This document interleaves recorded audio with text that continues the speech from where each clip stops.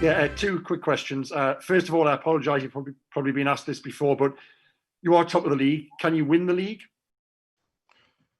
I'm certainly not going to go there with that one. I think this at the moment, after 8 or 9 games, it'd be very easy to get excited about being in a high, lofty position. I'm not sure we'll be top by the time this piece comes out, but we are improving ourselves. I think the first port of call this year was to close the gap to the top 2 in Liverpool and City, who have set different levels of consistency for a season and amassing points.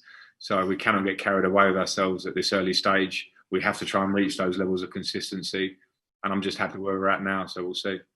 Secondly, when we had the little break there for the technical difficulties, you were looking down at your phone. You seem to be smiling. Do you get messages? Are you looking at the league table? What are you doing? What sort of thing? No, it's not. It's a friend of mine who was commenting on my post-match interview and some of the wording that I used. So it was, it wasn't the league table. I'm not going to smile too much at the league table. It's nice to have 3 points when you're the first game of the weekend.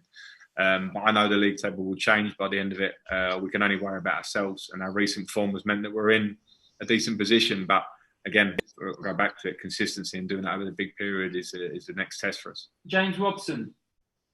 Hi, Frank. No Kai Havertz today. I know you said he was getting his match fitness up. Is that all it is to expect him to be available for midweek? Yeah, I hope he is available. He's been in now for 2 or 3 days. He would have trained this morning doing some individual work, and he looks pretty good, to be fair. Kai's a naturally fit boy, so I hope to have him travelling with us to Rennes on Tuesday. Maybe get some minutes. I'm not sure exactly how many, because it's been, it was a 2-week isolation. But yeah, he looks in good shape. Andy Dillon. Hi, Frank. Hi, Andy. Hiya.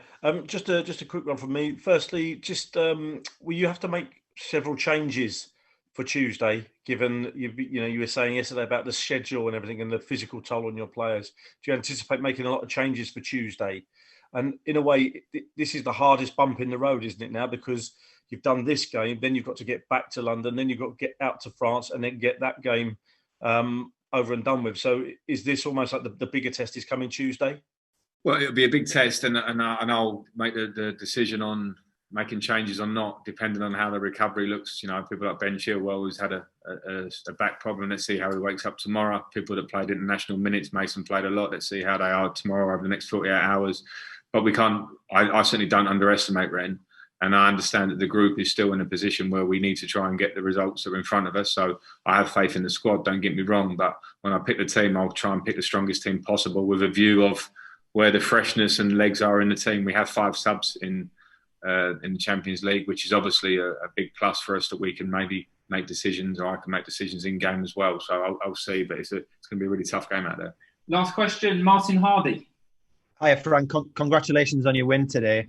To you personally, how important is it that your team plays with such style, and how much better can these young forwards that you've got get?